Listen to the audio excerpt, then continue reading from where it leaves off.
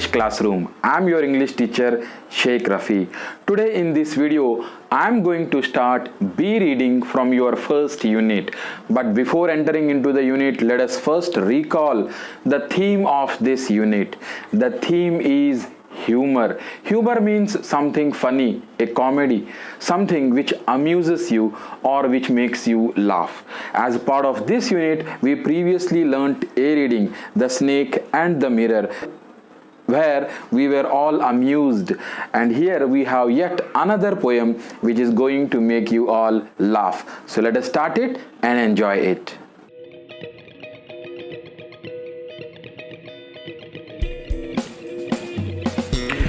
I want all of you to open page number 12. Let us first see about the poet. The poet is Edward Lear. 12th of May 1812 to 29th of January 1888 was a British artist, illustrator, author and poet, renowned today primarily for his literary nonsense in poetry and prose. Now that is what the poet is known for. He is known for his literary nonsense.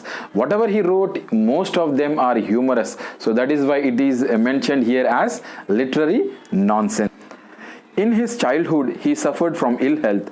After a long decline in health, he died of heart disease. His principal areas of work as an artist were threefold. They were as a draughtsman employed to illustrate birds and animals, making colored drawings during his journey, and as an author. Lear is principally known for his popular nonsense works rather than as a travel writer. These show a great ability to use with relish the sound of the real and invented English words. The poem The Duck and the Kangaroo is a poem with a touch of little humor. So humor is the theme of the unit, and that is why this poem has been made part of it. It is also humorous. So let us start the poem and enjoy the humor in this poem. See page number 16. Page number 16, be reading The Duck and the Kangaroo. Duck is a very common bird which you would have seen mostly in ponds. You can see it swimming here and there. And I hope all of you are aware of kangaroo also. Kangaroo is an Australian animal. You can see the picture here. Right? Now this is an animal with a very strong hind legs which generally hops or jumps from one place to another place.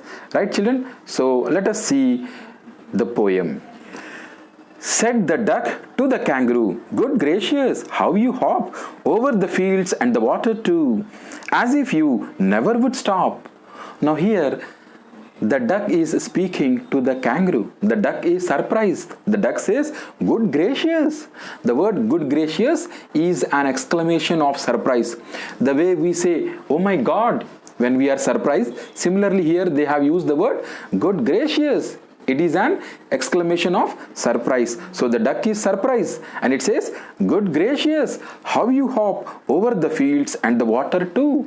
The duck sees the kangaroo hopping from one place to another place and it feels very happy. It is totally surprised by seeing the kangaroo hopping from place to place as if it is never going to stop. See the next four lines. "My life is a bore in this nasty pond, and I long to go out in the world beyond. I wish I could hop like you," said the duck to the kangaroo. Now here in these four lines, the duck is expressing its own wish. The duck says, "My life is bore. My life is bore in this nasty pond." Nasty means unpleasant. I can't go anywhere. I have to all the while stay here in this pond. So my life is boring. The duck says that its life is boring, and duck has a wish. Duck has a wish. What is the wish of the duck? Duck wants to go and see the world beyond. The duck wants to go and see the world beyond. See, there is a word, "And I long to go out in the world beyond." I want to long. Here the word long, it doesn't mean distance. And I long. Long means hoping, wishing. The duck also wishes to go out in the world beyond. I wish I could hop like you. Can a duck hop like a kangaroo? Is it possible? No. But here the duck is simply having a wish. Said the duck to the kangaroo. Said the duck to the kangaroo. So in this way we can understand that in the very first paragraph we understood that the duck is speaking to kangaroo. The duck is surprised the way the kangaroo hops from one place to another place, the way it jumps, the way it goes around all the world. But as far as the life of duck is concerned, the duck feels its life is boring living in the nasty pond. It has a wish. The duck longs to go out in the world beyond. I wish I could hop like you. So the duck says, I wish I could hop like the kangaroo so that it can go all around the world and see and be happy. Please give me a ride on your back, said the duck to the kangaroo. I would sit quite still and say nothing but quack the whole of the day long through. Now here in the second stanza, the duck is making a request to the kangaroo. And what is the request? Please give me a ride on your back. The duck is requesting the kangaroo to give it a ride on its back, and at the same time it promises the kangaroo. What is the promise? I would sit quite still. I won't move. I won't disturb you in any way and say nothing but quack. Now what is quack? That is the sound made by ducks. Quack, quack, quack, quack, quack, quack, quack.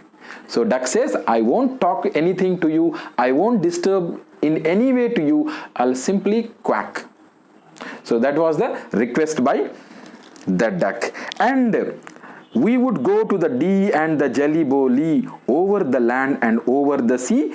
Please take me a ride, oh do, said the duck to the kangaroo. So the duck is again pleading, it is again requesting the kangaroo to take it for a ride. And where they are planning to go? They are planning to go to the Dee and the Jelly Bow Lee. Now the Dee and the Jelly Bow Lee are wonderful places. They are imaginary places of the poet. They are imaginary places of the poet. These places actually do not exist, but just for the purpose of rhyming, the poet has created these words. And what it say? I would sit quite still and say nothing but quack the whole of the day through. So entire day the duck promises it will not disturb the kangaroo in any way but sit quiet, and they will go to the Dee and the Jelly Bow Lee, over the land and over the sea. Over the land and over the sea. Please take me a ride, oh do. Oh do means again it is requesting, please take me onto a ride. So in this way, in second stanza we can observe that the duck is making a request to the kangaroo. First, see the third stanza. Said the kangaroo to the duck, this requires some little reflection. Perhaps on the whole it might bring me luck, and there seems but one objection. Now here the kangaroo is speaking to the duck. Now what does kangaroo says? It says this requires some little reflection. Now this requires, what requires? Taking the duck on a drive. Taking a duck on a drive requires little reflection. Reflection means thinking. The kangaroo says, I need to think for a while to take you for a drive. And there seems but one objection. So kangaroo says, I don't have any problem, but there is only one objection. What is that objection? Which is, if you will let me speak so bold, your feet are unpleasantly wet and cold, and would probably give me the rheumatis, said the kangaroo. Now that is the problem of the kangaroo. What does it says? If you allow me to speak bold, if you allow me to speak bold, my problem is you have unpleasantly wet feet. Unpleasantly wet feet. The feet of the duck, they are wet. Why they are wet? Because it always swims in the pond. So the feet of the duck is unpleasantly wet and cold, and if the duck sits on the back of the kangaroo, then kangaroo may catch a disease. What is the name of that disease? It is called rheumatism. Now what is the rheumatism? Rheumatism generally called joint pains, right? Arthritis. So it's a joint pains. So the kangaroo is worried, if you sit with your cold feet on my back, then I may have rheumatism, which is not good for a kangaroo, because kangaroo keeps on jumping for the whole day. It keeps on hopping for the whole day. If it doesn't hop, if it has a pain in its joint, can it hop? No, it cannot hop. So that's a problem for kangaroo.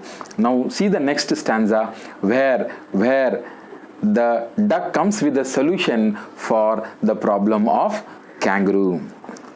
Said the duck, as I sat on the rocks, I have thought over that completely, and I bought 4 pairs of worsted socks which fit my web feet neatly. And to keep out the cold, I have bought a clock, and every day a cigar I will smoke, all to follow my own dear true love for kangaroo. Now here, see, the duck says, as I sat on the rocks, I have thought over that completely.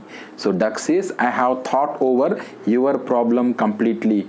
What was the problem of the kangaroo? Kangaroo said, the duck, your feet is unpleasantly wet and cold, and it can give me rheumatism. So that's why duck said, I sat and I have thought completely about it, and the duck has came out with a solution. What is the solution for the problem? The duck says, I bought 4 pairs of worsted socks, woolen socks, 4 pairs of woolen socks. So the duck is going to wear the socks so that the kangaroo doesn't feel the cold feet. So it says, I bought 4 pairs of worsted socks which fit my web feet neatly. What is web feet, right? If you observe the feet of the duck, they are like in this shape, right? So these are called web feet, webbed feet. And to keep out the cold, I have bought a clock. Clock means coat, long coat which we generally wear in winters to protect ourselves from cold. So the duck has also bought a clock. See the spelling, C-L-O-A-K.